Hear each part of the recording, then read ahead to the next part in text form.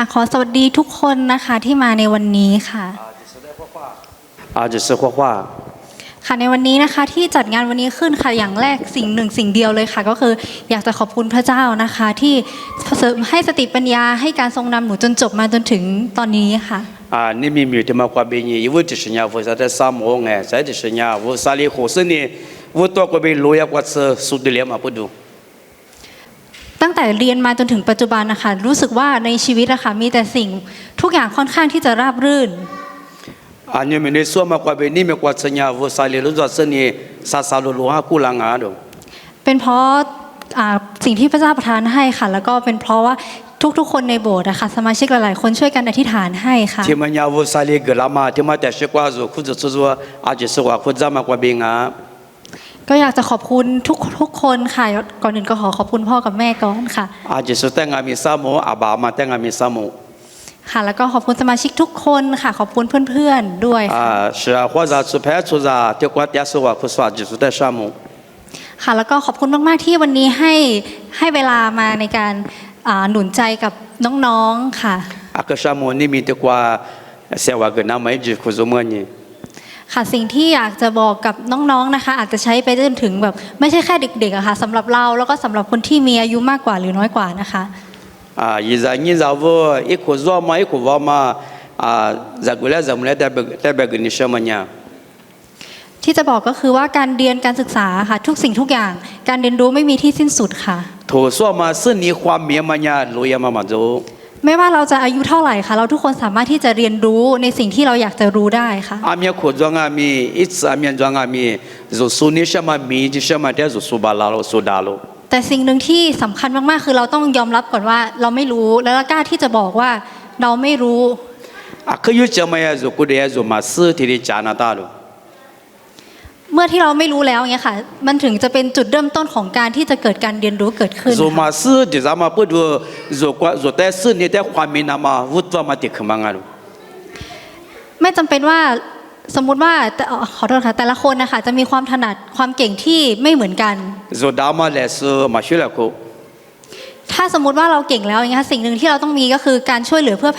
ช่วยเหลือกับผู้อื่นๆจะดาเลยเนี่ยขวาเลยเนี่ยมาดาวคือยุจะมาเนี่ยช่วยไปได้ยังไงแล้วความแต่ถ้าสิ่งไหนที่เราไม่รู้ค่ะเราสามารถที่จะเรียนรู้โดยการสอบถามคนอื่นหรือไม่ก็ศึกษาเพิ่มเติมด้วยตัวเองได้ค่ะมาซื้อที่ชิมเนี่ยช่วยไปได้นั่นยี่สิบยี่สิบความมีนี่นะตาสิ่งสำคัญคือกล้าที่จะถามกล้าที่จะเรียนรู้และกล้าที่จะพัฒนาตัวเองอยู่เสมอค่ะคือยุจะมาเนี่ยความมีเพื่อมานั่นยี่เพื่อมารามาแต่ความมา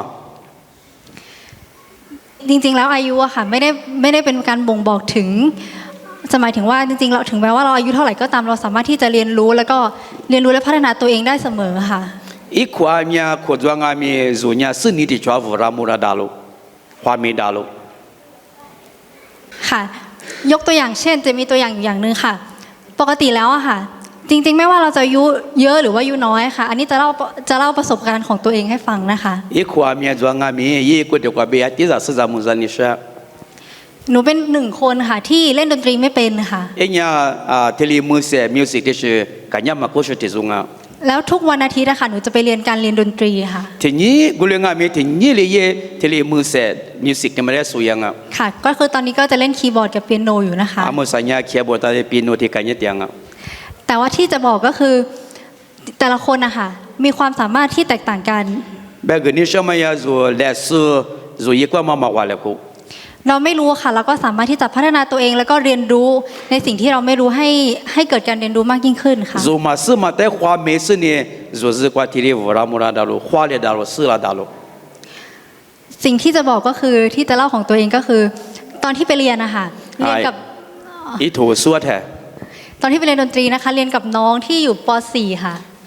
เทเลมือเสียเปียโนเสมัญญาจะเนี่ยจะลีตาเดี๋ยวสุดแต่สวดแล้วน้องป .4 ค่ะเขาเรียนดนตรีมาเกือบ1 ปีได้ค่ะจะเนี่ยอุติโซมัญญา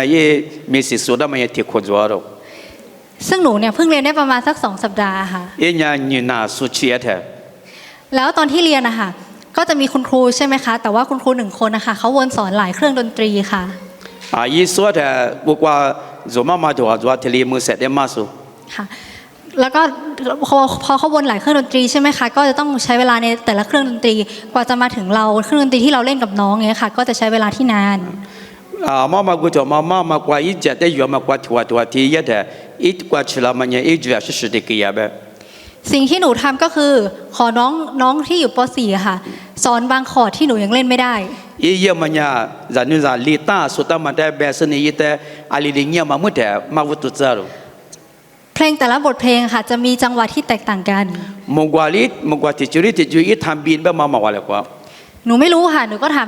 น้องที่อยู่ป .4 ที่อยู่ข้างๆหนูค่ะ อีเนี่ยมาซื้อกูเลยงามีจะนึกจะจอมาเต้นนั่นยังอ่ะ เพราะว่าน้องเขาเรียนมาก่อนมานานสักพักแล้วอย่างเงี้ย จะ ค่ะ นึกกูจะมายี่มาสู้เมื่อแถกไว้สู้เนี่ยมาพูดดู ค่ะสิ่งที่หนูเล่าวันนี้ให้ฟังเพื่อที่จะเป็นการบ่งบอกว่า ถึงแม้ว่าเราอาจจะอายุเยอะกว่า เราก็ต้องเขาเรียกว่าเราก็ต้องยอมรับว่าเราไม่รู้ แล้วเราก็อย่ากลัวที่จะถามถึงแม้ว่าคนที่เราถามมาเป็นเด็กกว่า แต่เขาอะมีประสบการณ์เขาอะรู้เขาเรียนรู้มาก่อนเนี่ยค่ะ ที่มากกว่าเบอาจจะสุดท้ายเบก็ได้ชอบไม่ถาจูซึ่งนี่ส่งมากกว่าถาจูมีส่งมากกว่าถาจูซึ่งนี่เนี่ยอาลีทวงไม่ว่าสุดท้ายก็ไม่ซึ่งนี่จอโล จริงๆแล้วเราทุกคนนะคะสามารถอยากเรียนรู้อะไรเราสามารถเรียนรู้ได้เองด้วยตัวเองนะคะ ซึ่งนี่ที่ไม่จะจิตใจจะกูด้วยจะความมีบาลาลู แต่มันจะดีกว่าถ้าเราสามารถที่จะใช้วิธีลัดก็คือสอบถามคนที่เรียนรู้แล้วได้ เพราะว่าแต่ละอย่างค่ะเขาจะมีทริคมีสิ่งเล็กๆน้อยๆที่ไม่ได้มีในตำราค่ะ 我们咪就只下就明嘛的习惯呀，说是在哪里是在说什么啊路？ สิ่งที่ทุกคนมีเท่ากันก็คือเวลานะคะถ้า 说就是做嘛的来做嘛的什么呀？一直的嘛啊路， ถ้าเราใช้วิธีลัดได้เราก็ใช้นะคะ 说一直的嘛的说一下อยู่แล้วค่ะ一飞飞อยู่แล้ว ใช่ค่ะเพราะว่าเวลาเป็นสิ่งมีค่าแล้วทุกคนก็มีเท่ากันถ้าลัดได้ เราก็ลัดขอความช่วยเหลือได้เราก็ขอค่ะ 我不都一直的嘛过别说阿是花巴拉阿里巴拉，是代理扎巴拉，我们在出生的画面那当啊。 ค่ะแล้วก็สำหรับน้องๆนะคะที่อยากให้มาหนุนใจนะคะพี่จะมีทริคเล็กๆน้อยๆสำหรับการอ่านหนังสือมาฝากค่ะ 啊，咱女在带俺图书在带啊，对在这里三个你说， พี่เป็นหนึ่งคนที่ไม่ชอบอ่านหนังสือค่ะ 人家一提中啊，都这里图啊，对不嘛书嘛。 การอ่านหนังสืออ่านไปนานๆอ่านไปสักพักอะค่ะเราก็จะหลับ 图的八วิญญาที่ป้าวิญญาอุลีมือยาลู สิ่งที่พี่จะทำที่ทำมาตั้งแต่เด็กจนมาปัจจุบันนะคะ กูเลยรู้ว่าไม่เห็นเนี่ยกว่าเป็นนี่ไม่กว่าจะยี่ยมมันเนี่ย พี่จะมีการให้รางวัลตัวเองค่ะ อีกคนอีกจะจะได้เลสกาลู มีสิ่งที่จะเป็นการหลอกล่อให้เราอ่านหนังสือค่ะ เลสที่มากว่าเป็นส่วนนี้มาแต่ถูกเวมาถูกแต่มีเนี่ยมาบายนะมา สิ่งนั้นก็คือสิ่งที่ตัวเองชอบค่ะ กูมันเนี่ยฉันอาจะคือการเชื่อมาส่วนนี้เนี่ยมา เราชอบอะไรเราอยากทำอะไรที่ทำให้เรารู้สึกผ่อนคลายและมีความสุข เราจะได้ทำสิ่งนั้นถ้าเราอ่านหนังสือแล้ว ฉันอาจะอีกสิ่งจะการเชื่อส่วนนี้ฟังมากูมาจะถูกแต่ที่มาแต่วิญญาณกูมาเยอะดู ไม่มีใครที่จะอ่านหนังสือหลายๆชั่วโมงได้โดยที่จำได้หมดเข้าใจหมดทุกอย่างค่ะ อันนี้ที่จะมาถูกมาอีกจีบสิ่งนี้อาจจะได้จื้อมาใช่ไหมจ๊ะ ทุกคนก็จะมีเวลาพักของตัวเอง ที่สมมติแต่ละคนนะคะจะมีการอ่านที่ได้มากได้น้อยไม่เท่ากัน 所以妈咪图为嘛的嘛，咱嘛是你做么嘛呀的嘛呀嘛话了不？提做么呀咩话，提做么呀爹提的做么当啊？ แต่สิ่งสำคัญคือเราต้องรู้จักเวลาในการแบ่งเวลาในการพักในการอ่านหนังสือแล้วก็ให้รางวัลตัวเองค่ะ 我不都是啊，可有这么呀，一直的么那排过嘛，一直的么那表过嘛，妈咪一直是一直就直接嘎出去的嘛。 แต่การที่เวลาของพี่พี่จะยกตัวอย่างของตัวเองนะคะ เวลาอ่านหนังสือค่ะ 图为他， ก็จะมีแต่ละวิชาค่ะ เราจะมีเวลาในการอ่านที่ไม่เท่ากัน อย่างคณิตศาสตร์เราสามารถทำโจทย์ได้เยอะใช้เวลาได้นาน 是你说嘛话，提是的提是嘛话哦，提是嘛呀阿么么呀那，提是嘛提巴呀那。 พี่ก็จะมีการแบ่งเวลาอย่างเช่น ถ้าสมมุติว่าเราทำโจทย์คณิตศาสตร์เนี้ยค่ะ พี่ทำสัก10 ข้อแล้วก็ใช้เวลา1 ชั่วโมงสมมุตินะคะ พี่ก็จะเว้นพักสัก10 นาที15 นาทีที่อยากจะเล่นเกมหรือว่าทำอะไรก็ได้ฟังเพลงร้องเพลงอะไรก็ได้ที่ตัวเองชอบ 图说嘛话一直嘛排是你说嘛话提巴说话呢，我们那提巴哈是你那边的是ye，你妈妈嘎起，我那嘎起提喝提里图的说上啊。 พอหลังจากที่เราพักเสร็จแล้วค่ะ เราก็จะกลับมาอ่านหนังสือใหม่ แล้วก็จะวนอยู่แบบนี้ค่ะอ่านแล้วก็พักอ่านแล้วก็พักไม่มีใครที่สามารถอ่านยาวได้ทั้งหมดแล้วก็จำแล้วก็เข้าทั้งหมดเข้าใจทั้งหมดค่ะไม่มีนะคะ ถูที่ป้าเวถูที่ป้ามีนี่ที่ป้าเวขึ้นนะที่ป้าหักก็ที่ขึ้นหลาลาสนี่ถูที่มาได้ที่ขึ้นมีนิ้วเลยอ่ะดู แต่ว่าวิธีการเนี้ยจะใช้ได้ก็ต่อเมื่อเรารู้ว่าเรามีเวลามากแค่ไหน โอ้ที่มาอยู่นั่นมันเนี่ยอยู่อีจีอันเนี่ยจอมาได้แบบกว่า ก่อนที่เราจะสอบ เรามีเวลามากแค่ไหนก่อนที่เราจะสอบค่ะ อยู่ถูมาขอมือแทกว่าอยู่อีจีอันเนี่ยจอ ค่ะอีกอย่างหนึ่งก็คือเราจะต้องมีวินัยกับตัวเอง เรา อยู่กูเดียวกว่าอยู่อีหลีอีจีก็ไอ้ผิดจุดนั้นละ ถ้าเราบอกว่าเราจะอ่านถึงข้อนี้เราต้องอ่านให้ถึงข้อนั้นถึงแม้ว่ามันจะเลย1 ชั่วโมงแล้วหรือว่าอะไรเงี้ยค่ะเราตั้งไว้ว่า10 โจทย์10 ข้อ แล้วก็ต้องมีวินัยของเราคือเราต้องทำให้ครบ10 ข้อเราถึงจะพัก นี่มีอยู่事实ที่你不是规则我们讲我们在爬路一路 จะทำให้เราสามารถที่จะเรียนรู้แล้วก็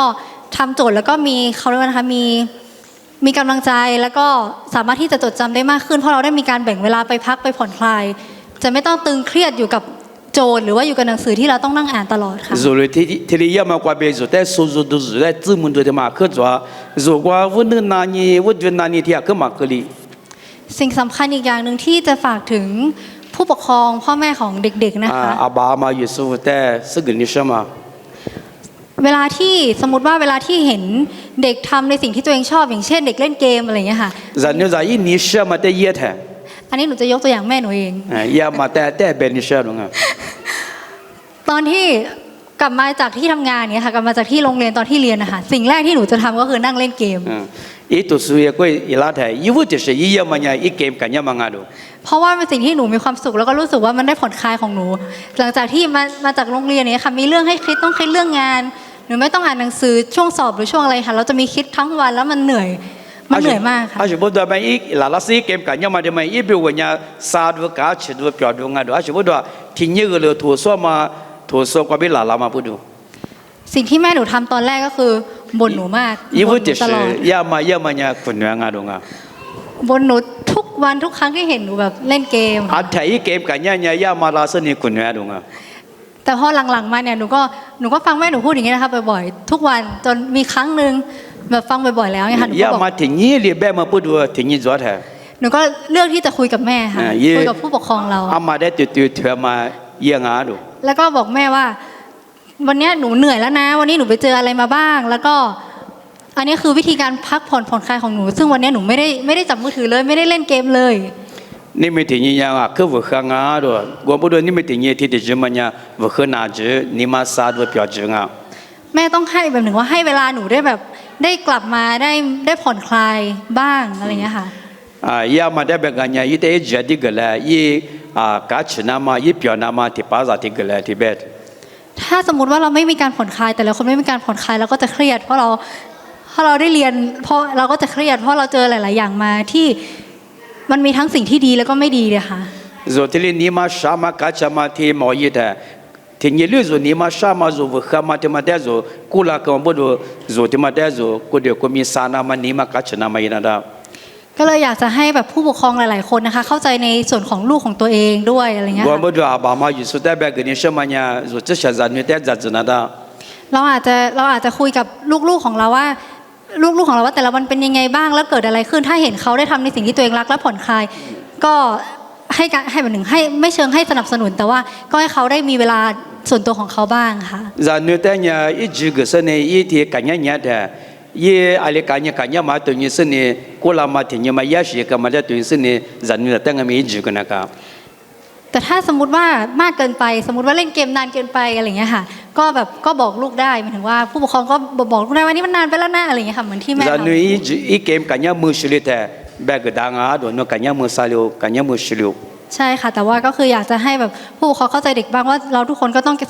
ต้องมีสิ่งที่ทำให้เรารู้สึกผ่อนคลายในการดำรงชีวิตค่ะ กูบอกดูว่าอาบามาอยู่สุจานนี่แต่จัดจนักการดูงานจานนี่ยี่นี่มาสามอีเปียมาที่ปามันเนี่ยอะไรกันเนี่ยวุลียังอ่ะแบบมา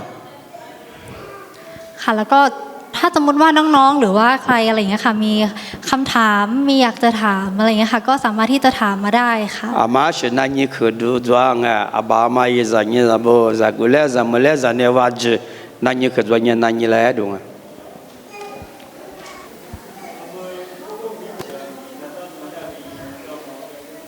อ๋อได้วางแผนในการทำงานกันในชีวิตไว้ยังไงบ้างค่ะก็ตอนนี้นะคะที่ทำอยู่ตอนนี้ก็จะเป็นนักวิจัยที่มชค่ะแล้วก็วางแผนไว้ว่าหลังจากเป็นนักวิจัยที่มชประมาณ1 ปีแล้วอะไรเงี้ยค่ะหลังจากนั้นน่าจะไปทำเป็นข้าราชการอีกทีหนึ่งค่ะในกระทรวงสักที่หนึ่งค่ะ要么三年就是过ที่คุยนะตาสุดตรงไงความมีเงี้ยมาวิทยาศาสตร์มาลิสุญญาลิบะ是你的这方面呀，那次的别了，那次下半年那次就是那次不是我那边的啥呀，那次一马是的嘛线索啊是，画面是线索。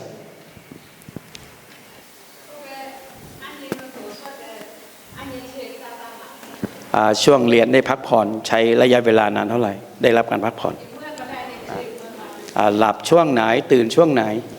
แล้วแต่วันนะคะอย่างเช่นถ้าช่วงสอบอะไรเงี้ยค่ะจะนอนน้อยหน่อยก็จะอ่านหนังสือเยอะหน่อยทีนี้มาว่าแล้วกว่าที่เรียถูกขอจึงยาว่าแต่ยาขึ้นมาไว้เมื่อ